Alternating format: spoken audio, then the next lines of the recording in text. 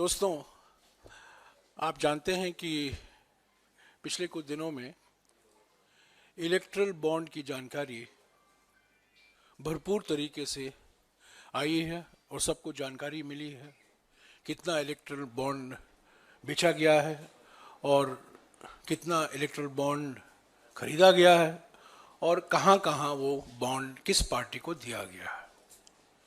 आप ये भी जानते हैं कि स्टेट बैंक ऑफ इंडिया ने बार बार सुप्रीम कोर्ट से ये कहा कि हमें 30 जून तक समय चाहिए, हमारे पास पूरी जानकारी है, पर जो सुप्रीम कोर्ट चाहती है वो जानकारी समय लगेगा। हमें 30 जून 2024 यानी कि चुनाव के बाद हम वो जानकारी दे पाएंगे। कल हमारे दो युवा साथियों ने एक 5 लाइन का कंप्यूटर प्रोग्राम लिखा और ये सब मैं आपको देने वाला हूं। सिर्फ 5 लाइन का, ये कंप्यूटर भाषा में इसको पाइथन कहते हैं। आप लोग जो लोग भारतीय राजनीति में दिलचस्पी रखते हैं, आप जानते हैं कि पाइथन अजगर हमारे भारतीय राजनीति में बहुत विशेष महत्व रखता है, अजगर। पर ये पाइथन भी बहुत महत्व रखता है कंप्यूटर के दुनिया में।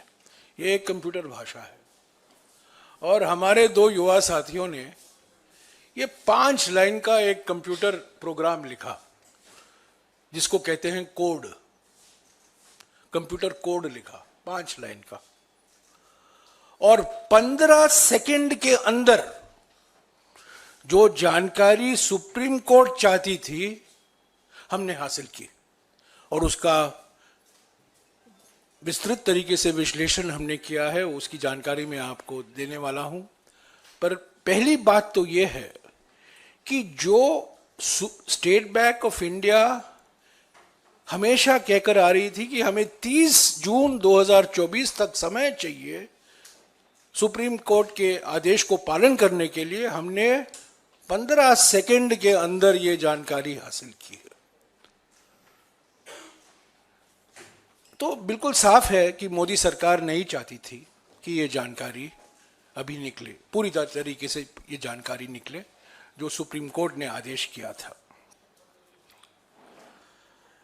दूसरी बात, जब इलेक्ट्रल बॉन्ड की जानकारी पहली निकली थी, मैंने आपको कहा था कि इस घोटाले में 4 अलग अलग तरीके अपनाए गए हैं। मैं कंपनियों को दोषी नहीं ठहरा रहा हूं। कांग्रेस पार्टी निजी कंपनियों के खिलाफ नहीं है। कांग्रेस पार्टी ये मानती है कि जीडीपी विकास दर बढ़ाने के लिए निजी निवेश अनिवार्य है। निजी निवेश के बिना जीडीपी विकास दर नहीं बढ़ सकता। और जब हमारा घोषणा पत्र आएगा कुछ ही दिनों में, आप देखेंगे विस्तार से हमने इस पर चर्चा की है और हमने ये भी कहा है कि किस तरीके से निजी निवेश को हम बढ़ाएंगे। तो निजी निवेश के खिलाफ नहीं है, हम निजी निवेश के पक्ष में हैं। प्राइवेट इन्वेस्टमेंट के बिना आर्थिक विकास होना असंभव है और जो प्राइवेट इन्वेस्टमेंट, जो निजी निवेश 2004 और 2014 के बीच में था, जीडीपी का 32% निजी निवेश हुआ करता था, वो पिछले 10 सालों में घटकर 28% हुआ है। तो निजी निवेश को प्रोत्साहन देना बहुत जरूरी है, पर यह निजी निवेश नहीं है। निजी कंपनियों का इस्तेमाल किया गया है बीजेपी सरकार के द्वारा। तो हमारा निशाना कोई प्राइवेट कंपनी नहीं है, हमारा निशाना सीधा बीजेपी सरकार है, सीधा प्रधानमंत्री हैं, गृह मंत्री हैं, जिन्होंने ये इलेक्ट्रल बॉन्ड को सोचा, अंतिम रूप दिया और इसकी घोषणा की। तो ये 4 रास्ते क्या थे घोटाले के? मैंने आपको पहले कहा था, मैं फिर से दोहराऊंगा पहला रास्ता था चंदा दो धंधा लो। आजकल आप लोग सब सिम कार्ड इस्तेमाल करते हैं, कुछ लोग प्रीपेड करते हैं, कुछ लोग पोस्टपेड करते हैं। ये प्रीपेड घूस है, यानी कि चंदा दो धंधा लो, प्रीपेड घूस, जैसा कि आपका प्रीपेड सिम कार्ड है। दूसरा रास्ता है ठेका लो घूस दो। ये पोस्टपेड हुआ, यानी कि पहला आपको कॉन्ट्रैक्ट मिलता है और कॉन्ट्रैक्ट मिलने के बाद आप रिश्वत देते हैं, तो ये पोस्टपेड हो गया। तीसरा रास्ता है हफ्ता वसूली, और ये मोदी सरकार ने इस पर पेटेंट लगा दी है। हफ्ता वसूली के माने क्या है? ये पोस्ट पेड नहीं, ये पोस्ट रेड है। यानी कि पहले ईडी छोड़ो, सीबीआई छोड़ो, इनकम टैक्स छोड़ो कंपनियों के खिलाफ, और उससे बचने के लिए ये कंपनियां इलेक्ट्रल बॉन्ड खरीदेंगी और चंदा देंगे बीजेपी को। और चौथा रास्ता जो अपनाया गया है फर्जी कंपनियों का, शेल कंपनियों का। बार बार प्रधानमंत्री लंबे लंबे भाषण करते थे 2014 में पार्लियामेंट में और पार्लियामेंट के बाहर कि मैं फर्जी कंपनी को बंद कर दूंगा, फर्जी कंपनियों के खिलाफ हूं। पर फर्जी कंपनियों का भरपूर इस्तेमाल किया गया है इस कॉर्पोरेट डोनेशन, कॉर्पोरेट बॉन्ड घोटाले में। तो ये चार रास्ते हैं, चंदा दो धंधा लो यानी कि प्रीपेड घूस, ठेका लो रिश्वत दो यानी कि पोस्टपेड घूस, तीसरा हफ्ता वसूली यानी कि धमकी देकर घूस लो, यानी कि पोस्ट रेड ब्राइब, रेड होता है उसके बाद घूस दिया जाता है, तब रेड बंद होता है। और चौथा फर्जी कंपनी। इन चारों रास्तों के जो अपनाया गया है, हमारी विश्लेषण के अनुसार जो हमने विश्लेषण किया है कल, और जैसा कि मैंने कहा सारा डेटा सिर्फ 15 सेकेंड के अंदर इस कंप्यूटर प्रोग्राम पाइथन भाषा में जो लिखा है, इससे पूरी जानकारी मिल जाती है। ये आप भी कर सकते हैं, ये कोई कंप्यूटर इंजीनियर के लिए नहीं है, ये आप भी कर सकते हो। ये सिर्फ 5 लाइन का है, मैं आपको ये कॉपी दूंगा। और क्योंकि हम पारदर्शिता में विश्वास करते हैं, हम इसको सार्वजनिक तौर से भी हम ये कोड दे रहे हैं सबको। तो बड़े तौर से हेडलाइन क्या है इस घोटाले का? बड़े तौर से 38 कॉर्पोरेट ग्रुप हैं, कंपनी नहीं, कॉर्पोरेट ग्रुप। एक कॉर्पोरेट ग्रुप में 10 कंपनियां हो सकती हैं, 15 कंपनियां हो सकते हैं, 20 कंपनियां हो सकते हैं। यानी कि कॉर्पोरेट समूह जिसके मालिक एक हैं, 38 कॉर्पोरेट ग्रुप हैं जिनको 179 कॉन्ट्रैक्ट, ये पिछले 6 सालों में 179 कॉन्ट्रैक्ट मिले हैं बीजेपी सरकार, हमारे मोदी सरकार से। और ये 38 कॉर्पोरेट ग्रुप जिनको 179 कॉन्ट्रैक्ट मिला है बीजेपी से, उन्होंने ये बॉन्ड खरीदा है। कॉर्पोरेट सारे प्रोजेक्ट कुल मिलाकर करीब 4 लाख करोड़ प्रोजेक्ट हैं। ये पुल हैं, हाईवे हैं, रेलवे के प्रोजेक्ट हैं, इंफ्रास्ट्रक्चर, खास तौर से ये इंफ्रास्ट्रक्चर के प्रोजेक्ट हैं। इंफ्रास्ट्रक्चर, खास तौर से ये इंफ्रास्ट्रक्चर के प्रोजेक्ट हैं। कुल मिलाकर 4 लाख करोड़ प्रोजेक्ट पिछले 6 साल में दिए गए हैं इन कंपनियों को। और इन कंपनियों ने कुल मिलाकर 2000 करोड़ रुपया इलेक्ट्रल बॉन्ड खरीदा है। और ये इलेक्ट्रल बॉन्ड बीजेपी को गया है, वो महत्व रखता है। 2000 करोड़ रुपया इलेक्ट्रल बॉन्ड बीजेपी को जाना और 4 लाख करोड़ कॉन्ट्रैक्ट मिलना इन 38 कॉरपोरेट ग्रुप को, यही हम कह रहे हैं चंदा दो धंधा लो। और जो मैंने दूसरी बात कही, पोस्ट पेड, ठेका लो रिश्वत दो, कुल मिलाकर 2000 crore erectile bond, 4 lakh crore contract. तो प्रीपेड ब्राइब कितना है, यानी कि चंदा देकर कितना धंधा मिला है, ये सब जानकारी मैं आपको दे रहा हूं, मैं सिर्फ पढ़ रहा हूं आपके लिए।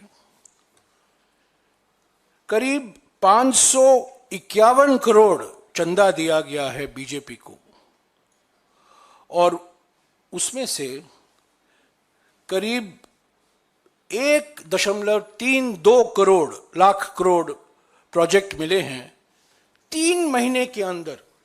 ये बहुत बड़ा महत्वपूर्ण मुद्दा है।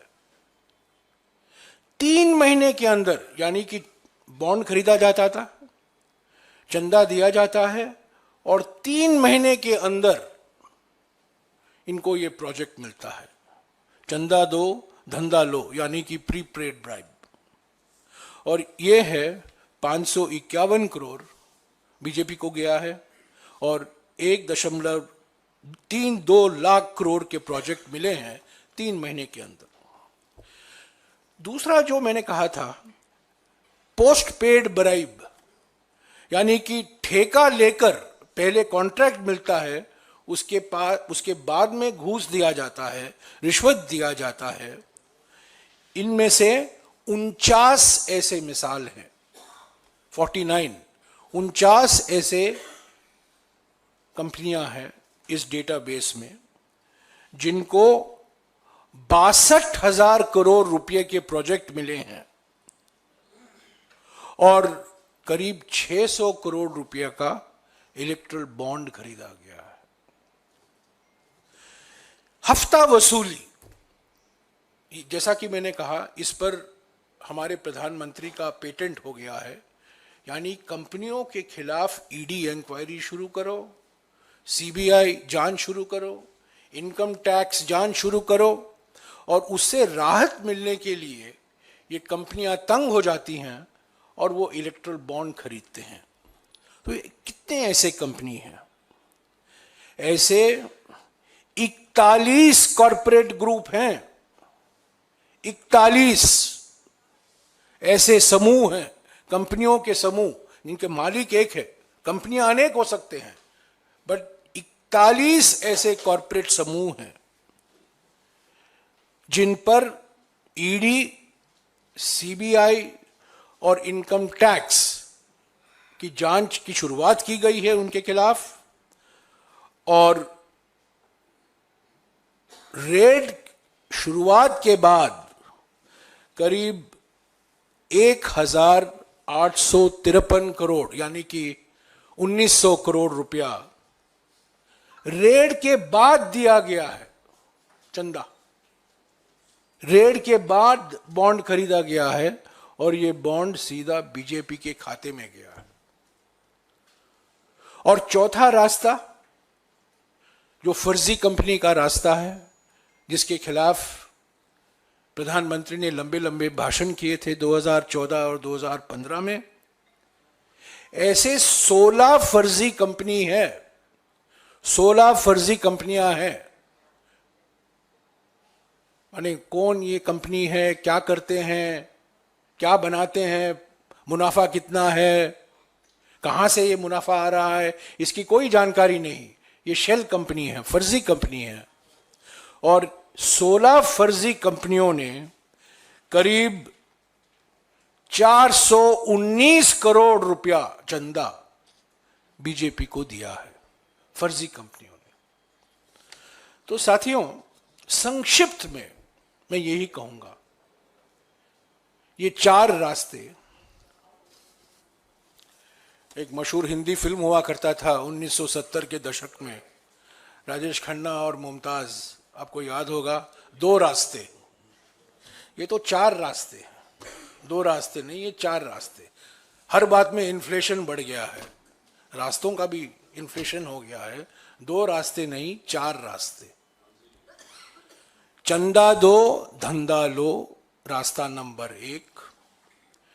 ठेका लो रिश्वत दो, रास्ता नंबर 2।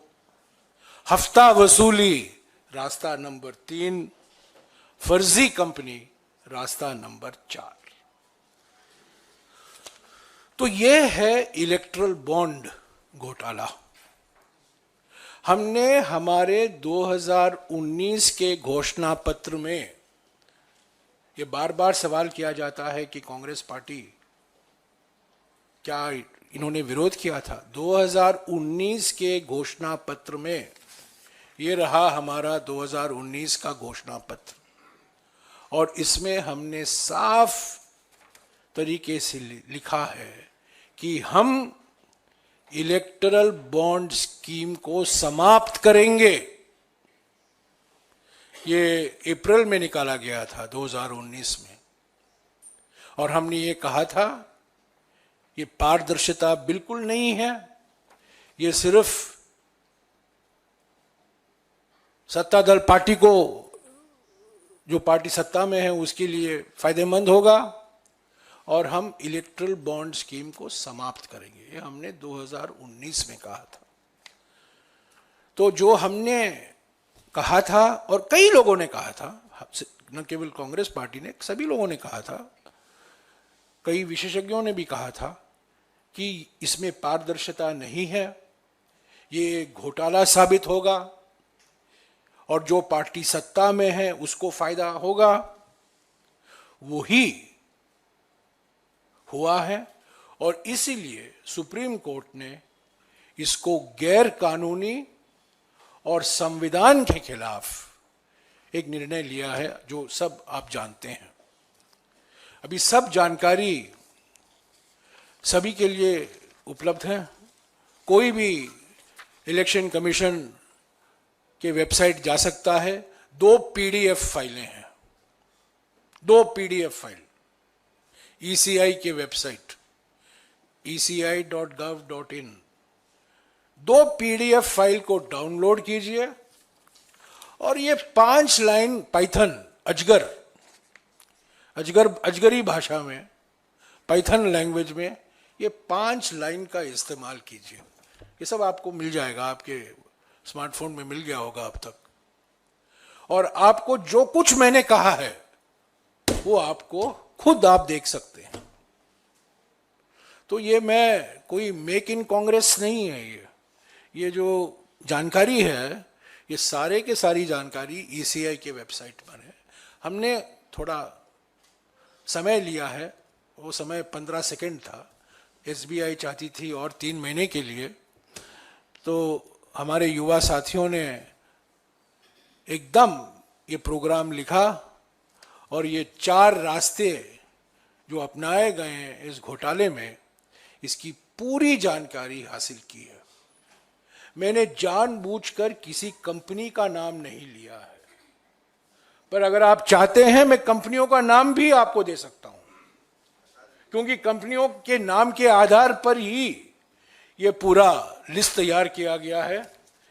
ये पूरी की पूरी जानकारी आप खुद हासिल करते हैं, कौन सी कंपनियां हैं, कौन कौन से कॉरपोरेट ग्रुप हैं।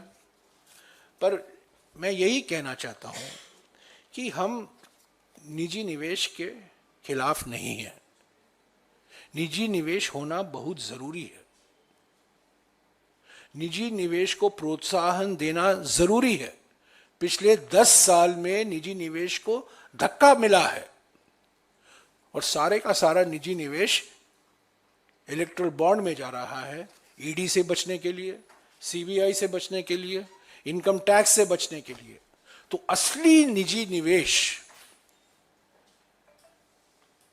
की जरूरत है जीडीपी विकास दर बढ़ाने के लिए, आर्थिक तरक्की के लिए, और उसको पूरा प्रोत्साहन कांग्रेस पार्टी देगी। पर ये जो घोटाला हुआ है, इस पर मैंने पहले कहा है, मैं ये मांग फिर से दोहराऊंगा कि इस पर एक एसआईटी का गठन होना जरूरी है। सुप्रीम कोर्ट मॉनिटर्ड इंक्वायरी होनी चाहिए, क्योंकि सारी की सारी जानकारी अब तो निकल आई है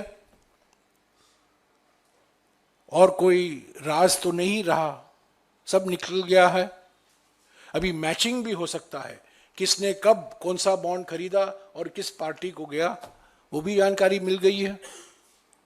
तो हम चाहते हैं कि अब तो ये समाप्त हो गया है, ये स्कीम नहीं है, पर जो इस स्कीम का दुरुपयोग किया गया है, कंपनियों को धमकी देकर जबरदस्ती कॉर्पोरेट इलेक्ट्रल बॉन्ड खरीदने को मजबूर किया है, ताकि वो ईडी से बचें, इनकम टैक्स से बचें, सीबीआई से बचें।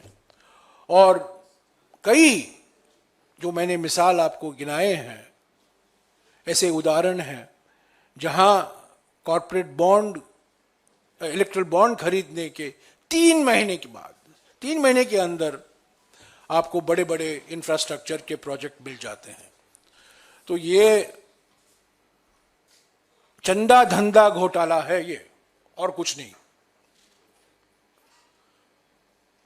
जो सरकार, जो प्रधानमंत्री एमएसपी को कानूनी दर्जा देना नहीं चाहते हैं, वही सरकार, वही प्रधानमंत्री घूस को कानूनी दर्जा दे दिया इलेक्ट्रल बॉन्ड से। तो घूस को कानूनी दर्जा देना सही है, पर एमएसपी को कानूनी दर्जा नहीं देना वो असंभव है। यही इनकी मानसिकता है। चंदादाताओं को सम्मान और अन्नदाताओं का अपमान, यही मोदी सरकार की नीति रही है। ये घोटाला, इस पर जांच होनी चाहिए, सुप्रीम कोर्ट मॉनिटर्ड इंक्वायरी होनी चाहिए, और सभी पार्टियां इस इंक्वायरी, इस जांच से अपना सहयोग देगी। हमारी पार्टी भी पूरी सहयोग देगी। शुक्रिया।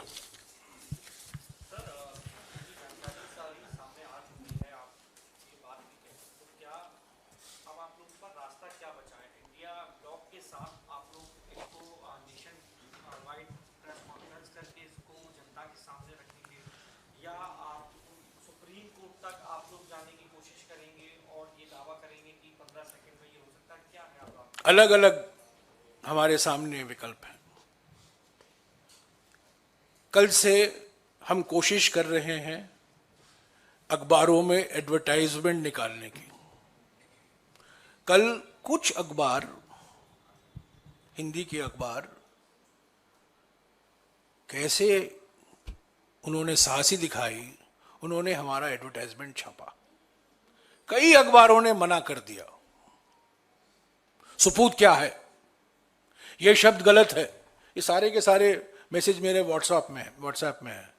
इसका प्रूफ क्या है, ये शब्द इस्तेमाल मत करो, वो शब्द इस्तेमाल मत करो। आज भी हमने कोशिश की, आज भी आपने देखा होगा कुछ राज्यों में छपा है, खासतौर से उत्तर भारत के राज्यों में छपा है, क्योंकि हम ये सिर्फ ये हिंदी मीडिया में इसको छाप रहे हैं। अंग्रेजी मीडिया तो बिल्कुल असंभव है, दरवाजे बंद हैं। तो आज भी हमने कोशिश की, आज भी कुछ अखबारों ने साहस दिखाई कि उन्होंने छापा, पर कई अखबारों ने कहा हम नहीं छापेंगे। तो एक ये रास्ता है, जनता को हम जानकारी देते रहेंगे। दूसरा रास्ता यह है कि हमने मांग की है, तृणमूल कांग्रेस ने मांग की है, आम आदमी पार्टी ने मांग की है, कई पार्टियों ने, इंडिया गठबंधन के पार्टियों ने मांग की है कि इस पर सुप्रीम कोर्ट मॉनिटर्ड इंक्वायरी होना जरूरी है। तो ये हमारी मांग है। हम ये मांग को हम दोहराते रहेंगे। सुप्रीम कोर्ट द्वारा स्पेशल इन्वेस्टिगेशन टीम एसआईटी का गठन करना जरूरी है, और इसकी पूरी जांच, पूरी विश्लेषण करना जरूरी है, ताकि ये जो रेड धंधा चंदा रिश्ता, रेड और पेड, और धंधा और चंदा, इन दोनों का क्या रिश्ता है, ये दूध का दूध पानी का पानी हो जाएगा।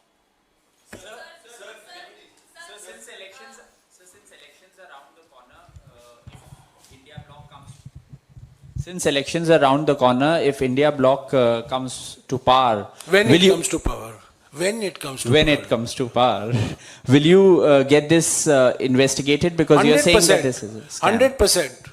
When the India bloc, India group parties come to power, there will be a JPC on Modani and there will be an SIT on Chanda Dhanda Raid Paid. Definitely. No doubt about it. There will also be, if the India bloc comes to power, there will also be a SIT on PM Cares, which is another big scam, Sir, in which Chinese companies have also donated to PM Cares. PM Cares, no CAG audit, no transparency, and singularly inappropriately named for a PM who doesn't care. This scheme is called PM Cares.